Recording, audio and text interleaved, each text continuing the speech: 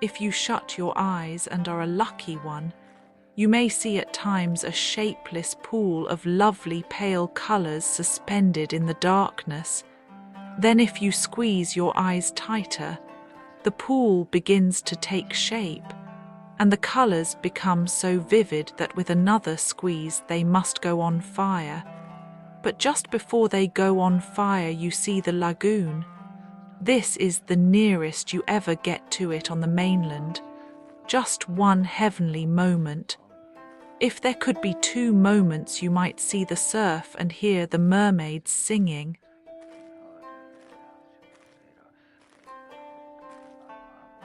The children often spent long summer days on this lagoon, swimming or floating most of the time, playing the mermaid games in the water, and so forth.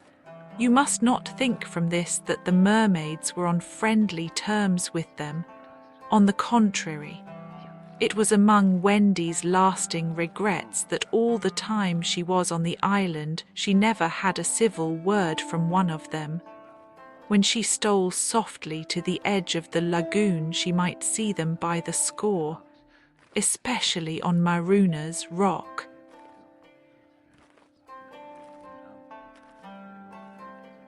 Where they loved to bask, combing out their hair in a lazy way that quite irritated her, or she might even swim, on tiptoe as it were, to within a yard of them. But then they saw her and dived, probably splashing her with their tails, not by accident, but intentionally.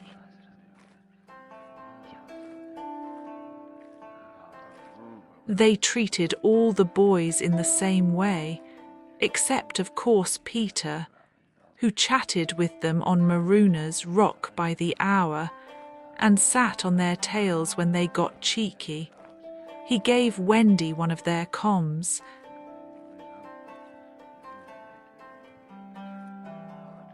The most haunting time at which to see them is at the turn of the moon, when they utter strange wailing cries, but the lagoon is dangerous for mortals then, and until the evening of which we have now to tell, Wendy had never seen the lagoon by moonlight, less from fear, for of course Peter would have accompanied her, than because she had strict rules about everyone being in bed by 7.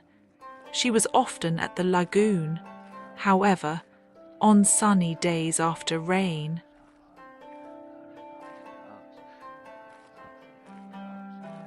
When the mermaids come up in extraordinary numbers to play with their bubbles, the bubbles of many colours made in rainbow water they treat as balls, hitting them gaily from one to another with their tails, and trying to keep them in the rainbow till they burst. The goals are at each end of the rainbow, and the keepers only are allowed to use their hands. Sometimes a dozen of these games will be going on in the lagoon at a time, and it is quite a pretty sight.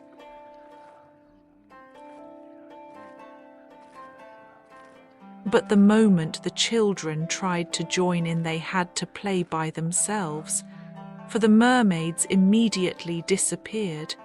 Nevertheless, we have proof that they secretly watched the interlopers, and were not above taking an idea from them, for John introduced a new way of hitting the bubble, with the head instead of the hand, and the mermaids adopted it. This is the one mark that John has left on the Neverland.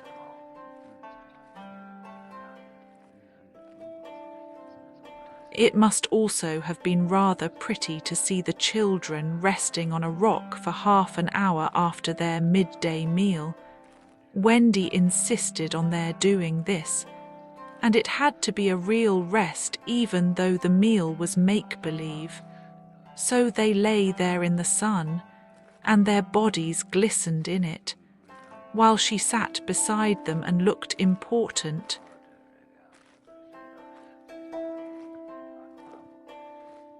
It was one such day, and they were all on Maruna's rock, The rock was not much larger than their great bed, but of course they all knew how not to take up much room, and they were dozing, or at least lying with their eyes shut, and pinching occasionally when they thought Wendy was not looking. She was very busy, stitching.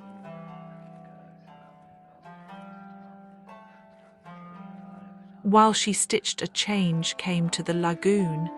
Little shivers ran over it, and the sun went away and shadows stole across the water, turning it cold. Wendy could no longer see to thread her needle, and when she looked up, the lagoon that had always hitherto been such a laughing place seemed formidable and unfriendly.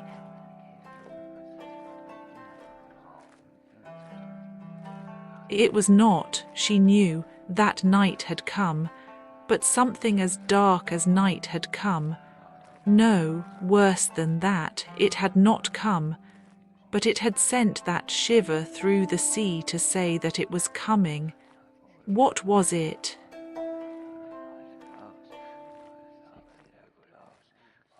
There crowded upon her all the stories she had been told of Maruna's rock, so called because evil captains put sailors on it and leave them there to drown. They drown when the tide rises, for then it is submerged.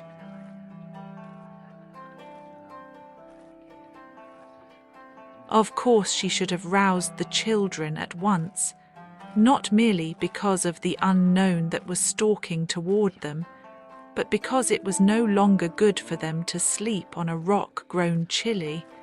But she was a young mother and she did not know this. She thought you simply must stick to your rule about half an hour after the midday meal. So, though fear was upon her, and she longed to hear male voices, she would not waken them, even when she heard the sound of muffled oars.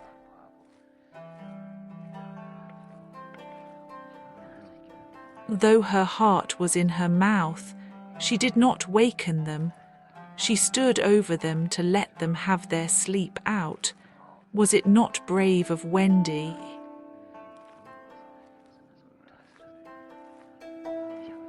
It was well for those boys then that there was one among them who could sniff danger even in his sleep.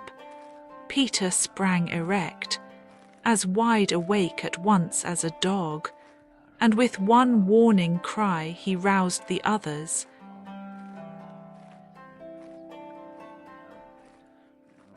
He stood motionless, one hand to his ear.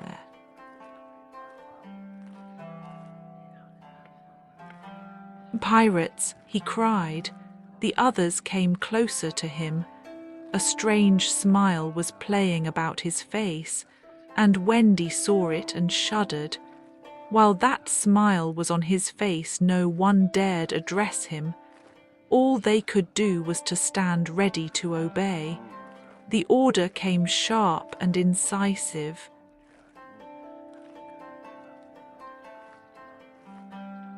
Dive it.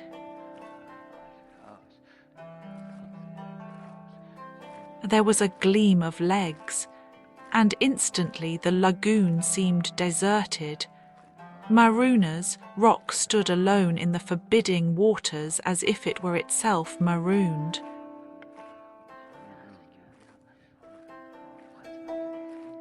The boat drew nearer. It was the pirate dinghy, with 3 figures in her, Smee and Starkey, and the third a captive, no other than Tiger Lily. Her hands and ankles were tied, and she knew what was to be her fate. She was to be left on the rock to perish, an end to one of her race more terrible than death by fire or torture.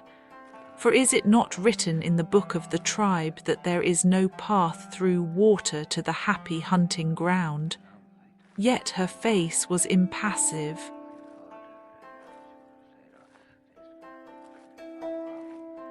She was the daughter of a chief. She must die as a chief's daughter. It is enough.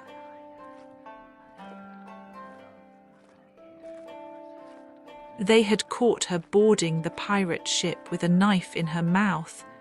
No watch was kept on the ship, it being Hook's boast that the wind of his name guarded the ship for a mile around. Now her fate would help to guard it also. One more whale would go the round in that wind by night.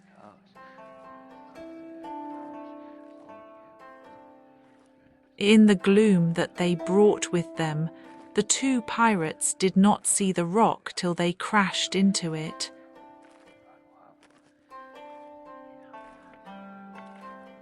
"Luff, you lubber," cried an Irish voice that was Smee-S. "Here's the rock. Now, then, what we have to do is to hoist the redskin onto it and leave her here to drown."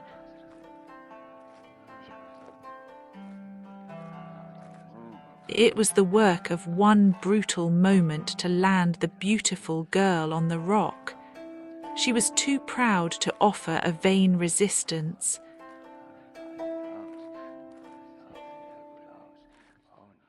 Quite near the rock, but out of sight, two heads were bobbing up and down, Peter's and Wendy's. Wendy was crying, for it was the first tragedy she had seen. Peter had seen many tragedies, but he had forgotten them all. He was less sorry than Wendy for Tiger Lily. It was 2 against 1 that angered him, and he meant to save her. An easy way would have been to wait until the pirates had gone, but he was never one to choose the easy way.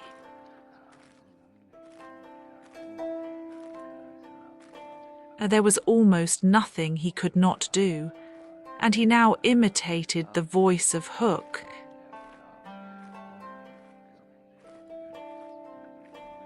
"Ahoy there, you lubbers," he called.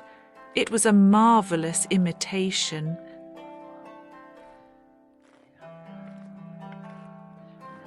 "The captain," said the pirates, staring at each other in surprise.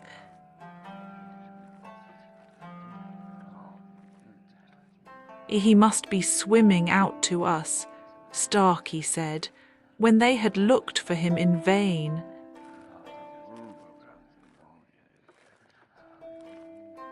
"We are putting the redskin on the rock," Smee called out.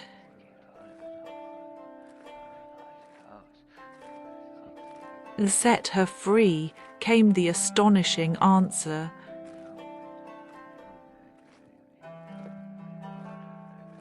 "Free, yes." "Yes, cut her bonds and let her go."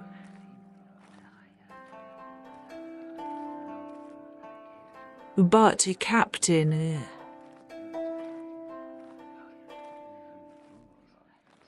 "At once, d'ye hear?" cried Peter, "or I'll plunge my hook in you."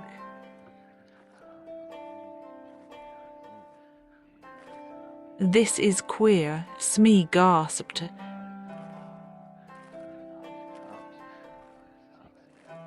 "Better do what the captain orders," said Starkey nervously.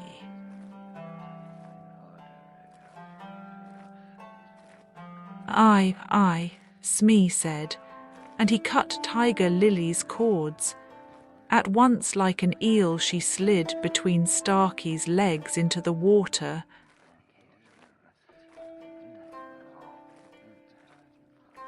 Of course Wendy was very elated over Peter's cleverness, but she knew that he would be elated also and very likely crow and thus betray himself.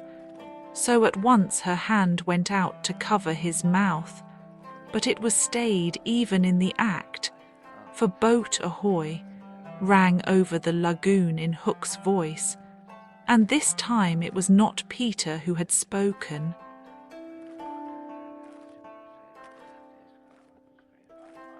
Peter may have been about to crow, but his face puckered in a whistle of surprise instead.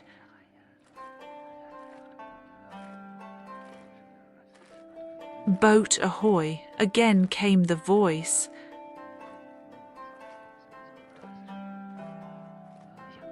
Now Wendy understood. The real Hook was also in the water.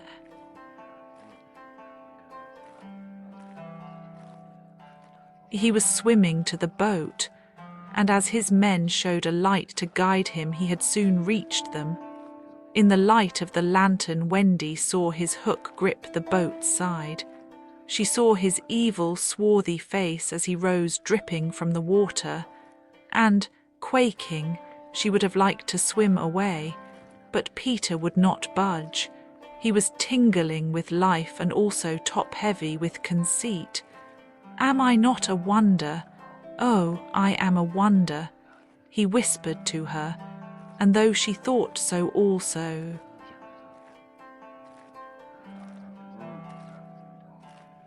She was really glad for the sake of his reputation that no one heard him except herself.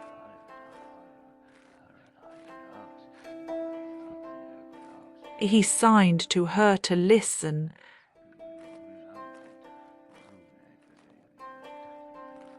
The two pirates were very curious to know what had brought their captain to them, but he sat with his head on his hook in a position of profound melancholy.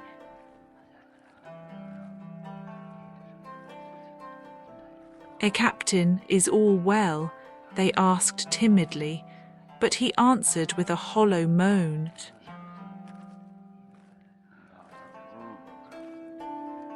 "He sighs," said Smee.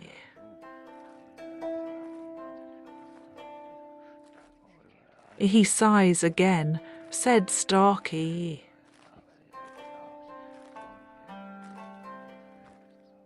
"And yet a third time he sighs," said Smee.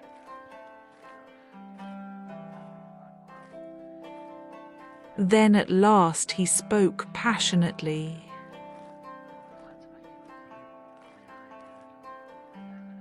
"The game's up," he cried. "Those boys have found a mother."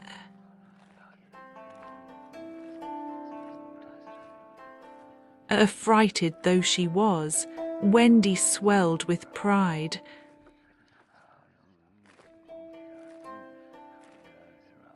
"Oh, evil day," cried Starkey.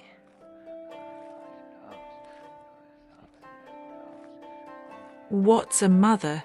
asked the ignorant Smee.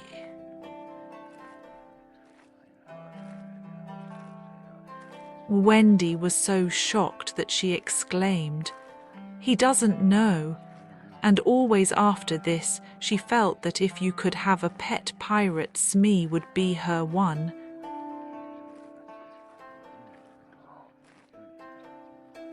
Peter pulled her beneath the water, for Hook had started up, crying, "What was that?"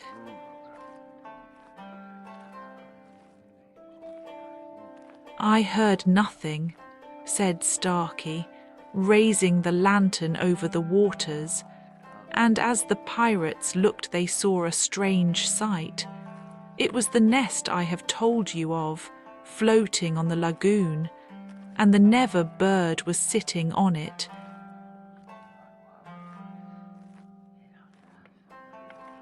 "You see," said Hook in answer to Smee's question, "that is a mother.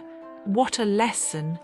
The nest must have fallen into the water, but would the mother desert her eggs? No."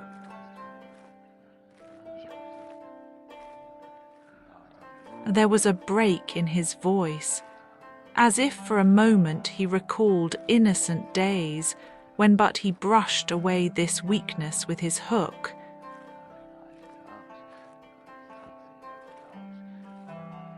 Smee, much impressed, gazed at the bird as the nest was borne past, but the more suspicious Starkey said, "If she is a mother, perhaps she is hanging about here to help Peter."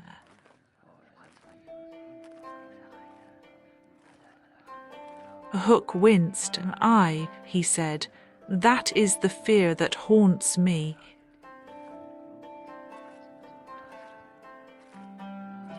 He was roused from this dejection by Smee's eager voice.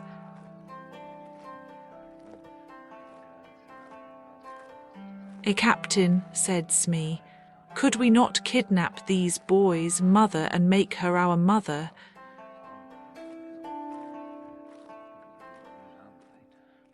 "It is a princely scheme," cried Hook, and at once it took practical shape in his great brain. "We will seize the children and carry them to the boat. The boys we will make walk the plank, and Wendy shall be our mother."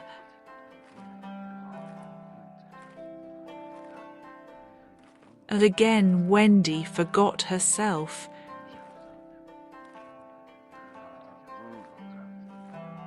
"Never," she cried, and bobbed.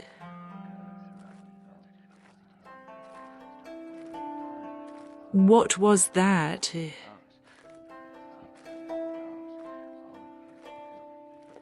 But they could see nothing. They thought it must have been a leaf in the wind. "Do you agree, my bullies?" asked Hook.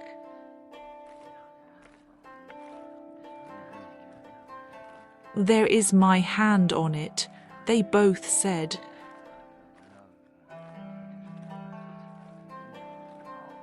"And there is my hook, swear."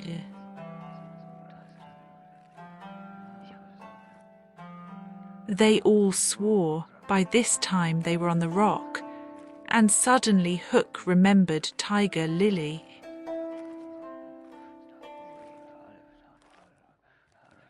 "Where is the redskin?" he demanded abruptly.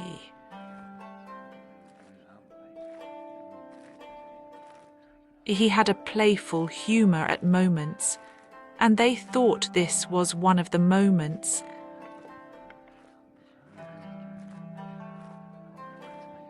"That is all right, Captain," Smee answered complacently.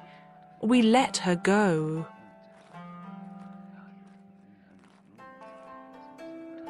"Let her go," cried Hook.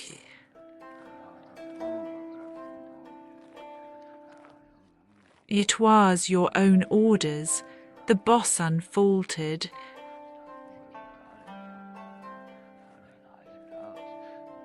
"You called over the water to us to let her go," said Starkey.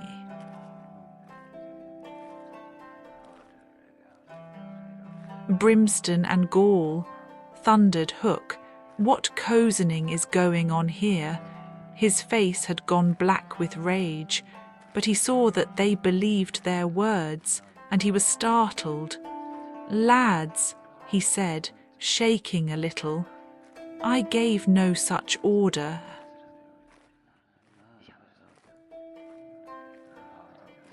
"It is passing queer," Smee said, and they all fidgeted uncomfortably. Hook raised his voice, but there was a quiver in it.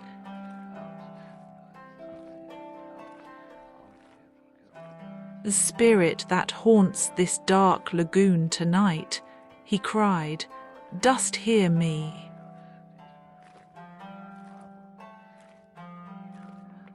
Of course Peter should have kept quiet, but of course he did not. He immediately answered in Hook's voice.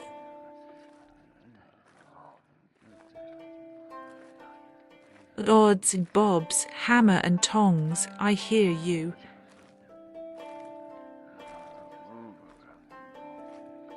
In that supreme moment Hook did not blanch, even at the gills, but Smee and Starkey clung to each other in terror.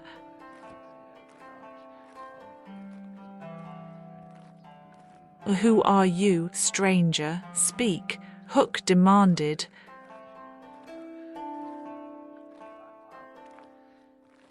"I am James Hook," replied the voice, "captain of the Jolly Roger."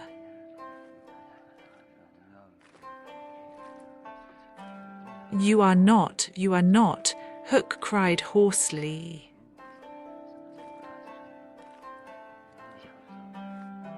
Brimstone and gall, the voice retorted.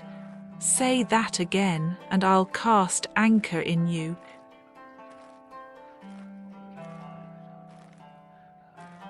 Hook tried a more ingratiating manner.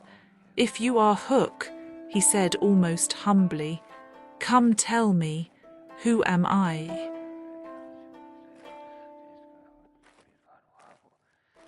The codfish, replied the voice, only a codfish.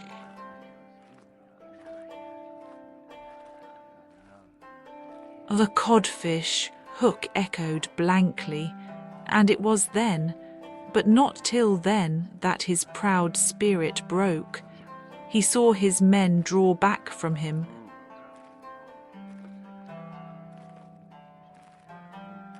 Have we been captained all this time by a codfish?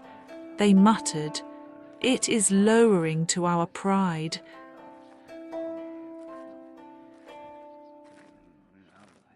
They were his dogs snapping at him, but, tragic figure though he had become, he scarcely heeded them.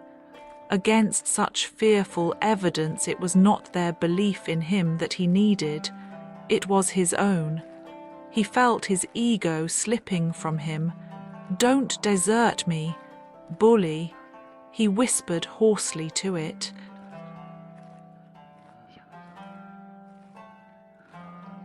In his dark nature there was a touch of the feminine, as in all the great pirates, and it sometimes gave him intuitions. Suddenly he tried the guessing game.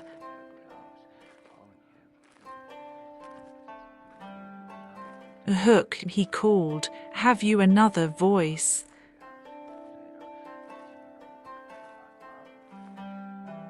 Now Peter could never resist a game, and he answered blithely in his own voice, I have.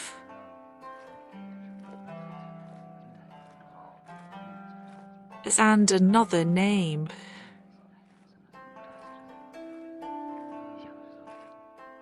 Right, I did.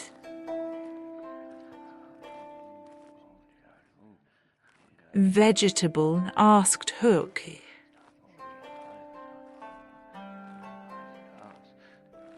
No,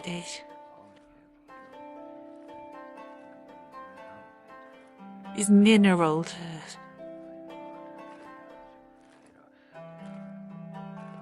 No,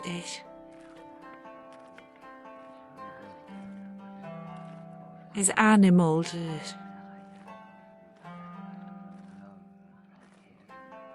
Yes, a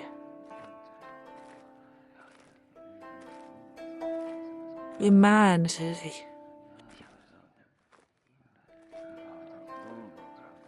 No, this answer rang out scornfully.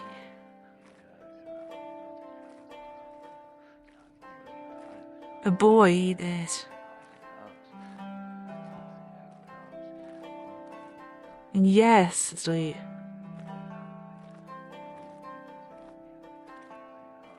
ordinary boy.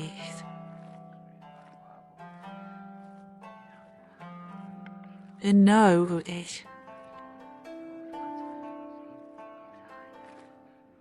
wonderful boys.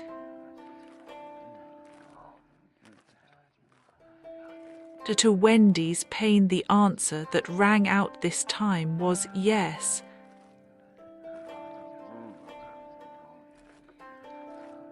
As are you in England?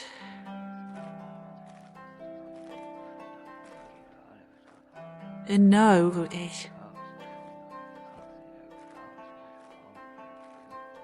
As are you here?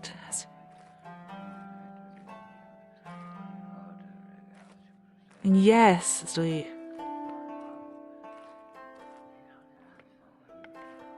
Hook was completely puzzled. You ask him some questions, he said to the others, wiping his damp brow.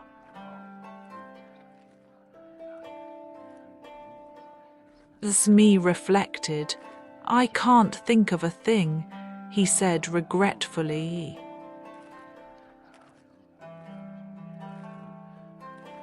"You can't guess, crowed Peter. "Do you give it up?"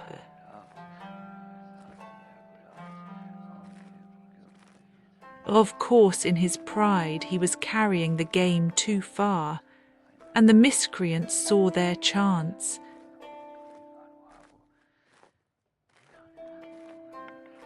"Yes, yes," they answered eagerly.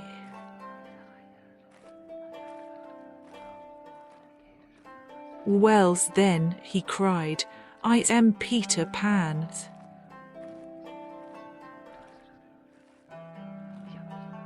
Pan.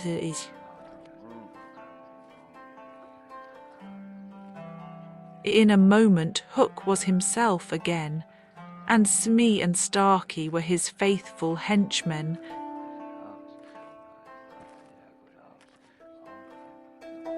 "Now we have him," Hook shouted.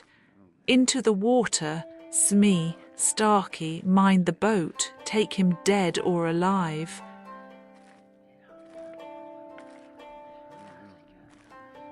He leaped as he spoke, and simultaneously came the gay voice of Peter.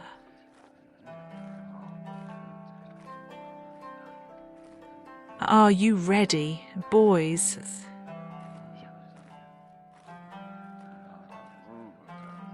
Aye, from various parts of the lagoon.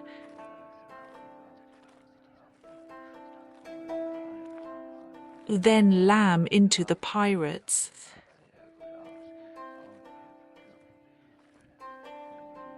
The fight was short and sharp. First to draw blood was John, who gallantly climbed into the boat and held Starkey. There was fierce struggle, in which the cutlass was torn from the pirate's grasp. He wriggled overboard and John leapt after him. The dinghy drifted away.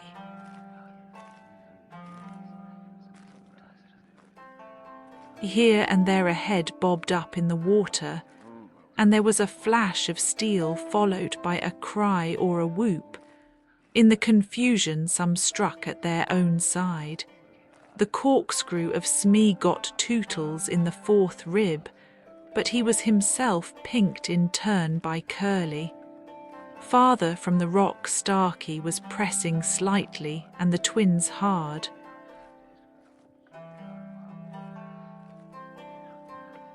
Where all this time was Peter, he was seeking bigger game.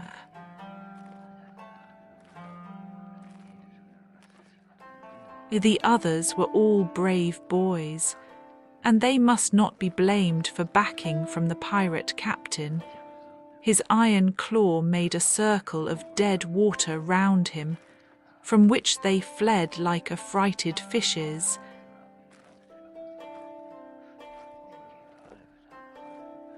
But there was one who did not fear him. There was one prepared to enter that circle.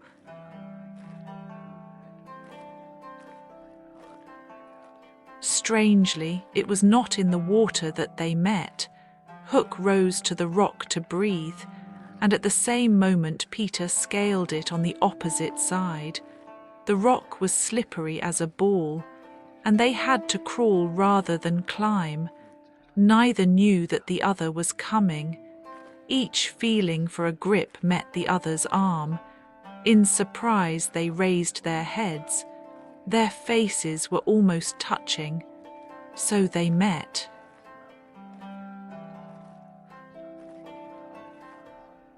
Some of the greatest heroes have confessed that just before they fell they had a sinking. Had it been so with Peter at that moment, I would admit it. After all, he was the only man that the sea cook had feared. But Peter had no sinking. He had one feeling only, gladness, and he gnashed his pretty teeth with joy. Quick as thought he snatched a knife from Hook's belt and was about to drive it home, when he saw that he was higher up the rock than his foe. It would not have been fighting fair.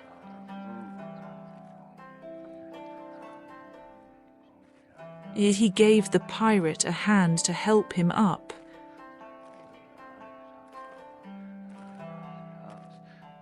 It was then that Hook bit him.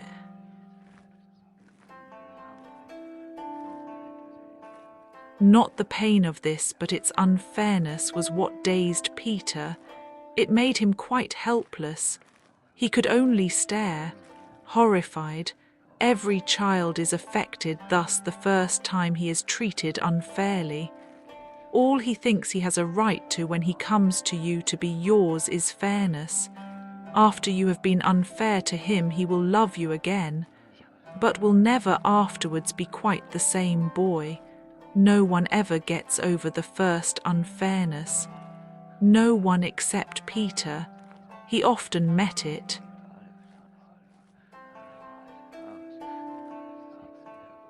But he always forgot it. I suppose that was the real difference between him and all the rest.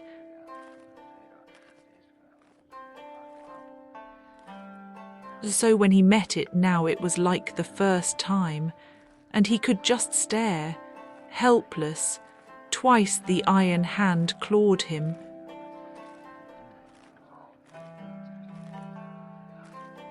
A few moments afterwards, the other boys saw Hook in the water striking wildly for the ship.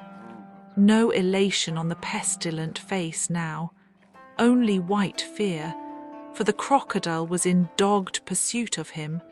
On ordinary occasions the boys would have swum alongside cheering, but now they were uneasy, for they had lost both Peter and Wendy, and were scouring the lagoon for them, calling them by name. They found the dinghy and went home in it, shouting Peter, Wendy as they went.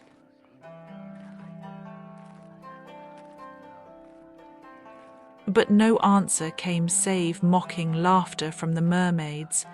They must be swimming back or flying, the boys concluded.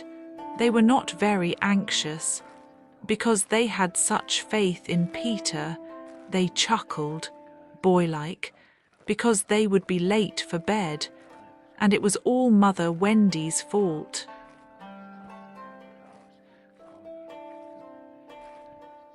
When their voices died away, there came cold silence over the lagoon, and then a feeble cry.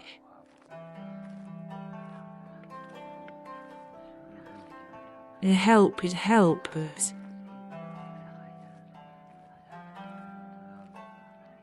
Two small figures were beating against the rock. The girl had fainted and lay on the boy's arm. With a last effort, Peter pulled her up the rock and then lay down beside her. Even as he also fainted, he saw that the water was rising. He knew that they would soon be drowned, but he could do no more.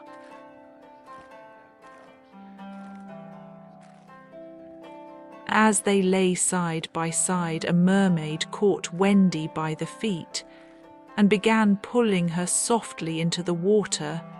Peter, feeling her slip from him, woke with a start and was just in time to draw her back, but he had to tell her the truth.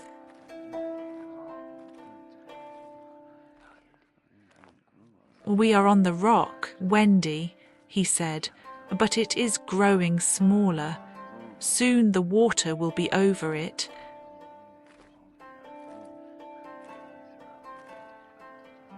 She did not understand even now.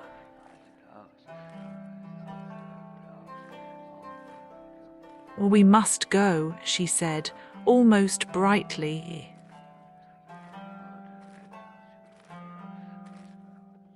"Yes," he answered faintly.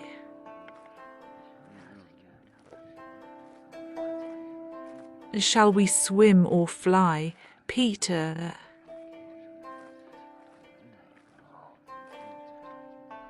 He had to tell her.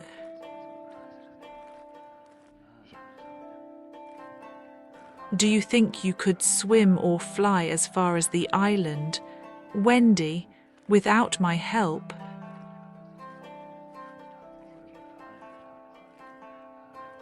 She had to admit that she was too tired.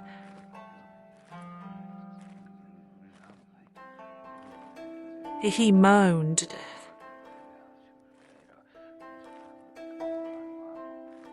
What is it? She asked, anxious about him at once.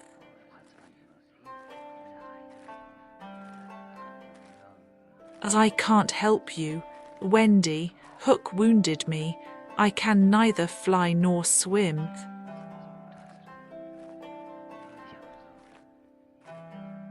Do you mean we shall both be drowned?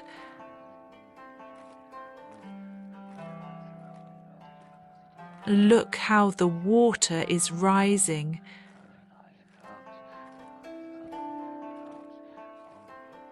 They put their hands over their eyes to shut out the sight. They thought they would soon be no more. As they sat thus, something brushed against Peter as light as a kiss, and stayed there, as if saying timidly, "Can I be of any use?"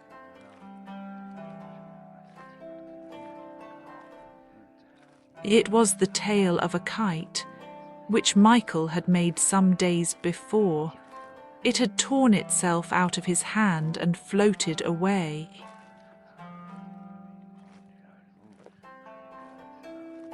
Michael's kite, Peter said without interest, but next moment he had seized the tail and was pulling the kite toward him.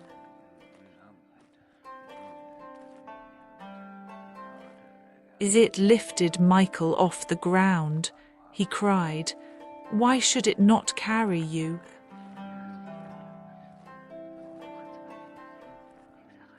Both of us.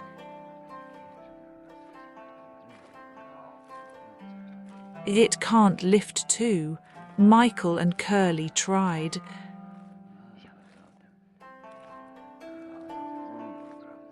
Let us draw lots, Wendy said bravely.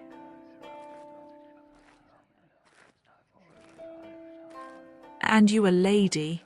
Never. Already he had tied the tail round her. She clung to him. She refused to go without him. But with a goodbye, Wendy, he pushed her from the rock, and in a few minutes she was borne out of his sight. Peter was alone on the lagoon.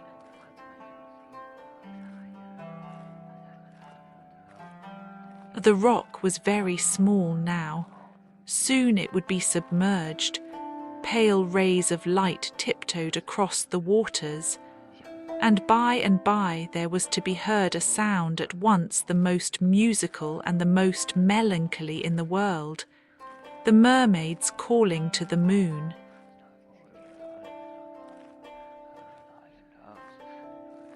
Peter was not quite like other boys, but he was afraid at last. A tremor ran through him, like a shudder passing over the sea. But on the sea one shudder follows another till there are hundreds of them, and Peter felt just the one. Next moment he was standing erect on the rock again, with that smile on his face and a drum beating within him. It was saying, "To die will be an awfully big adventure,